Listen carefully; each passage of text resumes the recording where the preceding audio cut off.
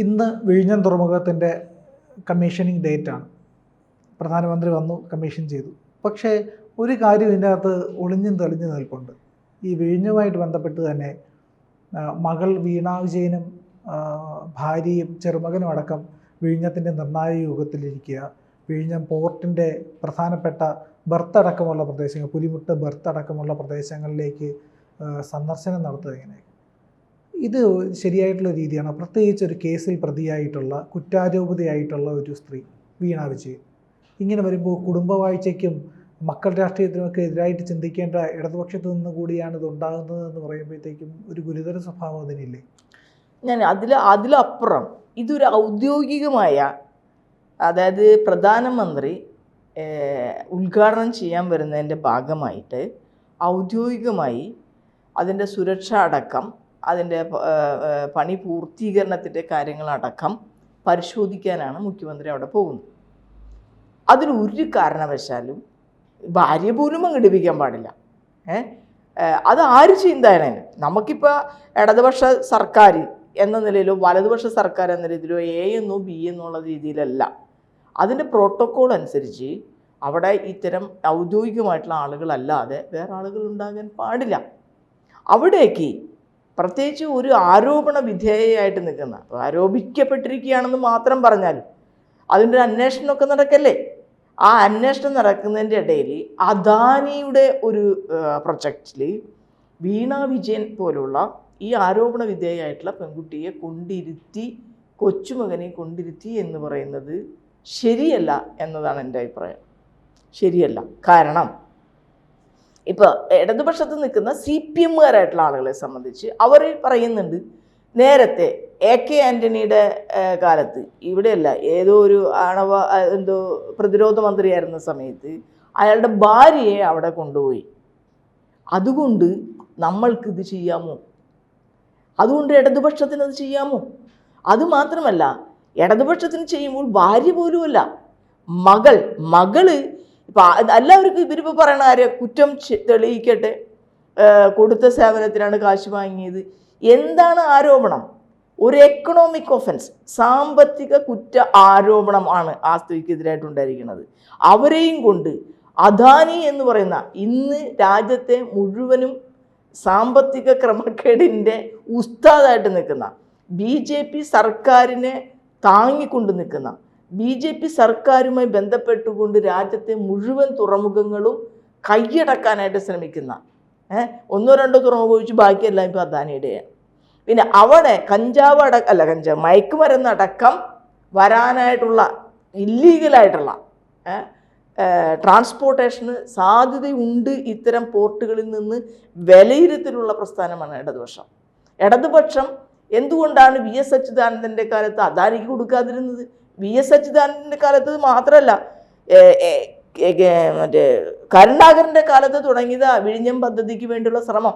കാരണം ഒരു പോർട്ട് ഒരു പ്രദേശത്ത് വരുമ്പോൾ അവിടെ ഉണ്ടാകുന്ന വാണിജ്യ വികാസവുമായി ബന്ധപ്പെട്ടുകൊണ്ട്, വ്യാപാര വികാസവുമായി ബന്ധപ്പെട്ടുകൊണ്ട് പോർട്ട് വളരെ അത്യാവശ്യമാണ് തിരുവനന്തപുരത്തിൻ്റെ വികസനത്തിന്. പക്ഷെ അത് ഇടതുപക്ഷത്തിൻ്റെ ഒരു നിലപാടെന്ന് പറഞ്ഞാൽ അത് പൊതുമേഖലയിൽ വരണമെന്നുള്ളതായിരുന്നു. ഇനി പൊതുമേഖലയ്ക്ക് ഇനി അതിനുള്ള കഴിവില്ലെങ്കിൽ ഒരു സ്വകാര്യ വ്യക്തി വന്നു, അതിൽ തന്നെ 6000 കോടി രൂപയുടെ അഴിമതി. ഈ സംസ്ഥാന സർക്കാരിന് അതിൽ എന്താ ലാഭം? എത്ര വർഷം കഴിഞ്ഞിട്ടാണ് നമുക്ക് ലാഭം? ഇപ്പോഴും അതിൽ മാറ്റില്ല. നമ്മൾ മാസം അദാനിക്ക് കൊടുത്തുകൊണ്ടിരിക്കുകയാണ് പൈസ. കേരളത്തിനെ സംബന്ധിച്ച് സാമ്പത്തികമായി നഷ്ടമാണ്. അതേസമയം തിരുവനന്തപുരത്തെ സംബന്ധിച്ച് വിഴിഞ്ഞം തുറമുഖം അത് ആര് കൊണ്ടുവന്നു എന്ന് പറഞ്ഞാലും, കേന്ദ്രം കൊണ്ടെന്ന് പറഞ്ഞാലും, കേരളം കൊണ്ടെന്ന് പറഞ്ഞാലും, അദാനി കൊണ്ടെന്ന് പറഞ്ഞാലും അതിൻ്റെ ഒരു വികസനം തിരുവനന്തപുരത്തുണ്ടാവും. നമ്മൾ ഇത്രയോ വർഷങ്ങളായിട്ട് സെക്രട്ടേറിയറ്റും ഭരണസിരാ കേന്ദ്രവും ഒക്കെ തിരുവനന്തപുരത്താണെങ്കിലും കൊച്ചിയുടെ പോലുള്ള ഒരു വികസനം അതിൻ്റെ ഒരു മേഖലയിൽ നമുക്ക് കാണാൻ കഴിയില്ല. വ്യവസായങ്ങളില്ല, റോഡുകളുടെ നല്ലതില്ല, നല്ല ഇപ്പോഴും അവിടെ പ്രോപ്പർട്ടിക്കൊക്കെ ഭയങ്കരമായിട്ടുള്ള വില കുറവാണ്. പക്ഷെ കൊച്ചിയിൽ അങ്ങനെ ആ പ്രോപ്പർട്ടി ഇപ്പോൾ 10 സെൻറ്റ് അല്ലെങ്കിൽ 1 ഏക്കറൊക്കെ കൊച്ചിയിൽ മേടിക്കുക എന്ന് പറഞ്ഞാൽ കോടീശ്വരന്മാർക്കേ പറ്റുള്ളൂ. അത് തിരുവനന്തപുരത്ത് സാധ്യമാണ്. അപ്പോൾ അങ്ങനെ വരുമ്പോൾ ആര് ഈ വികസന പദ്ധതി കൊണ്ടുവന്നു എന്നെങ്കിലും ഇങ്ങനെ ഒരു പ്രശ്നം അതിലുണ്ട്. ഒന്ന്, കേരളത്തിൻ്റെ സാമ്പത്തിക സ്ഥിതിയുടെ വളരെ മോശമായ അവസ്ഥയിലും അദാനിക്ക് നമ്മൾക്ക് പൈസ കൊടുക്കേണ്ടി വരികയാണ്. ആ എഗ്രിമെൻ്റ് പ്രകാരം കേരളത്തിന് നഷ്ടമുണ്ടായി, അദാനിക്ക് ലാഭവും ഉണ്ടായി. കേരളത്തിലെ പൊതുവായിട്ടുള്ള ജനവിഭാഗങ്ങളും ഒരിക്കലും ആഗ്രഹിക്കാത്ത തരത്തിലുള്ള ഒരു സംവിധാനത്തിൻ്റെ കീഴിലാണ് ഈ പോർട്ട് വന്നത്. അത് അദാനിയുടെ അതൊന്ന് KV തോമസും ഉമ്മൻചാണ്ടിയും ബാബുവും വലിയ വിമർശനത്തിന് വിധേയമായതാണ്. വലിയ വിമർശനത്തിന്. കാരണം രഹസ്യമായിട്ടായിരുന്നു ആ അഗ്രിമെൻ്റ് ഉണ്ടാക്കുന്നത്. 6000 കോടി രൂപയുടെ അഴിമതി അതിൽ ആരോപിച്ചിരുന്നു. ഇലക്ഷന് അടുത്ത ദിവസങ്ങളിൽ പ്രത്യേകിച്ച് നിയമസഭയിൽ ഒന്നും ചർച്ച ചെയ്യാതെ കൊണ്ടുപോയി എഗ്രിമെൻ്റ് ഉണ്ടാക്കുകയായിരുന്നു. അതേസമയം അടുത്ത വർഷം വന്നപ്പോൾ പിന്നെ നമ്മൾ സ്വാശ്രയ കോളേജുകളുടെയൊക്കെ കാര്യം പറഞ്ഞ പോലെയാണ്, അങ്ങനത്തെ ഒരു സംവിധാനം വന്നു. ആ സംവിധാനത്തിൽ എഗ്രിമെൻ്റ് പ്രകാരം ചെയ്യേണ്ട കാര്യങ്ങൾ ഇവർ ചെയ്തു. അതിലാണ് അവിടുത്തെ മത്സ്യത്തൊഴിലാളികളുടെ ജീവിതത്തെയും വലിയ രീതിയിൽ ബാധിച്ച് ഇത്രയധികം സമരങ്ങൾ അവിടെ ഉണ്ടായി. കേരളത്തിലെ തന്നെ പരിസ്ഥിതിയെ തന്നെ വലിയ രീതിയിൽ അത് ബാധിച്ചുകൊണ്ടിരിക്കുന്നു. പക്ഷെ അപ്പോഴും ഇതിൽ ഈ സാമ്പത്തിക താല്പര്യങ്ങൾ സംരക്ഷിക്കുകയും മൊത്തം ഇതൊരു കുടുംബപരമായി അദാനിയുമായിട്ടുള്ള ഒരു ബന്ധം വലിയ രീതിയിൽ ഇടതുപക്ഷത്തിൻ്റെ മുഖ്യമന്ത്രിക്ക് ഉണ്ട് എന്നുള്ള ഒരു ആരോപണം വരുന്നതിലേക്ക് ഈ മുഖ്യമന്ത്രിയുടെ ഈ പ്രവൃത്തി എത്തിച്ചു.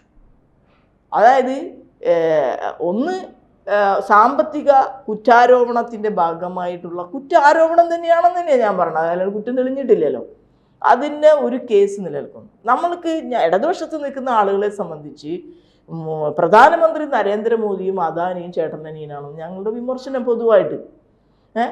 അങ്ങനെ നിൽക്കുന്ന ഒരു സ്ഥലത്ത് ഒരു കുടുംബവുമായി അദാനിയുടെ ഒരു പ്രൊജക്റ്റിൽ പ്രധാനമന്ത്രി വരുന്നതുമായി ബന്ധപ്പെട്ടുകൊണ്ട് ഭാര്യയെ കൊണ്ടുപോകുന്നതല്ല, മകളെയും കുഞ്ഞിനെയും കൊണ്ടുപോയി ആ ഔദ്യോഗികമായിട്ടുള്ള ചർച്ചകളിൽ ഇരുത്തി എന്ന് പറയുന്നത് ശരിയല്ല എന്നത് നിയമപരമായി ശരിയല്ല, പ്രോട്ടോകോൾ അനുസരിച്ച് ശരിയല്ല, ഒരു അധാർമികമായിട്ടുള്ള ഒരു പ്രവൃത്തി എന്ന് പറയുന്നതായിരിക്കും ശരി.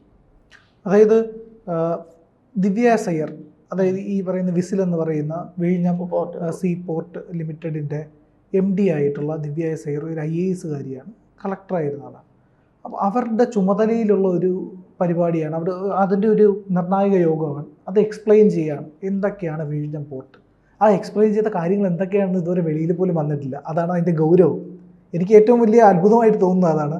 ആ എക്സ്പ്ലെയിൻ ചെയ്ത ആ മീറ്റിങ്ങിൻ്റെ വിവരങ്ങൾ വെളിയിൽ വരാത്ത, അത്രയും കോൺഫിഡൻഷ്യലായിട്ടുള്ള, രാജ്യത്തിൻ്റെ വളരെ നിർണായകമായിട്ട്, അതായത് നയതന്ത്ര പ്രാധാന്യമുള്ള ഒരു പോർട്ടായി വരെ ഡെവലപ്പ് ചെയ്യാമെന്നുള്ള സ്ഥലമാണ്. കാരണം സദേൺ മോസ്റ്റ് പോർട്ട് എന്ന് പറയുന്ന ഒരു വലിയ ഭാഗം, അതായത് പടിഞ്ഞാറൻ ഭാഗത്തെ സൗത്തിലായിട്ട് തെക്ക് ഭാഗത്തെ ഏറ്റവും അവസാനമായി വരുന്ന ഒരു പോർട്ട്, ഏറ്റവും വലിയ പോർട്ട്. അങ്ങനെ ഒരു സ്ഥലത്തിൻ്റെ നിർണായക കാര്യങ്ങൾ ചർച്ച ചെയ്യുന്നിടത്താണ് ഈ ഭാര്യയും മകളും കുഞ്ഞും ഇരിക്കുന്നത് എന്നുള്ളതാണ്. ഒരു കുട്ടിയെ കൊണ്ടുവരുത്താനുള്ള അത്രയ്ക്ക് ഗൗരവമില്ലായ്മയാണോ പിണറായി വിജയൻ ഉള്ളത് എന്നുള്ളതാണ് അതിൽ ശരിയല്ലാത്ത കുട്ടിയെ എപ്പോഴും അവർ കൊണ്ടു നടക്കുന്നുണ്ട് എല്ലാ സ്ഥലങ്ങളിലും. നവകേരള യാത്രയിൽ മറ്റേ മുഖ്യമന്ത്രിയുടെ ഭാര്യ പോകുന്നിടത്തൊക്കെ കുട്ടീനെ കൊണ്ടുപോകുന്നുണ്ട്. പക്ഷെ അതിനേക്കാൾ ഇതിൻ്റെ ഒരു ഞാൻ ഇടതുപക്ഷ കാഴ്ചപ്പാടിലൂടെ ഇതിനെ കാണുമ്പോൾ അത് കുട്ടിയെ കൊണ്ടുപോയോ ഭാര്യയെ കൊണ്ടുപോയോ മകളെ കൊണ്ടുപോയോ എന്നുള്ളതല്ല, അതിൽ ഇടതുപക്ഷം കാണിക്കേണ്ട ഒരു ധാർമ്മികത, ഇതൊരു അദാനി പോർട്ടാണെന്നുള്ളത് കൊണ്ട് തന്നെയാണ്. അത് വേറൊരു കാര്യം, ഒരു ഒറ്റ കാര്യം കൂടെ സൂചിപ്പിക്കാനുള്ളതെന്ന് പറഞ്ഞു കഴിഞ്ഞാൽ, ഇടതുപക്ഷത്തിൻ്റെ രീതി ഇതല്ലായിരുന്നു. പിണറായി വന്നതിന് ശേഷമാണ് ഇങ്ങനെയൊക്കെ ചില രീതികൾ വന്നത്. അത് ഇടതുപക്ഷമായിട്ടോ ഇല്ലെങ്കിൽ ഒരു ലെനിനിസ്റ്റ് സംഘടനാക്രമമായിട്ടോ ചേർത്ത് വയ്ക്കാൻ കഴിയുന്നതാണോ? ഇത് ഏകദേശം മുഖ്യമന്ത്രി എന്ന നിലയിലേക്കാണ് അതിൻ്റെ മുഴുവനും ഫോക്കസ് നിൽക്കുന്നത്. ഒരു പാർട്ടി സമിതി, ഇപ്പോൾ പാർട്ടിയുടെ സെക്രട്ടറി ഒന്നുമല്ലല്ലോ അവിടെ പോയത്, പാർട്ടി സംവിധാനം എന്നുള്ള രീതിയിൽ മുഖ്യമന്ത്രി വേറെ പാർട്ടി വേറെ എന്ന നിലയിലാണ് എല്ലാ തീരുമാനങ്ങളും ഭരണപരമായിട്ട് എല്ലാം മുഖ്യമന്ത്രിയുടെ തീരുമാനത്തിലേക്കാണ് പോകുന്നത്. അത് ഇടതുപക്ഷത്തിന് ഗുണം ഉണ്ടാവില്ല. കൂടുതൽ വാർത്തകളും വിശേഷങ്ങളും നിങ്ങളിലേക്ക് എത്താൻ ABC മലയാളം സബ്സ്ക്രൈബ് ചെയ്യുക, ബെൽ ബട്ടണും അമർത്തുക.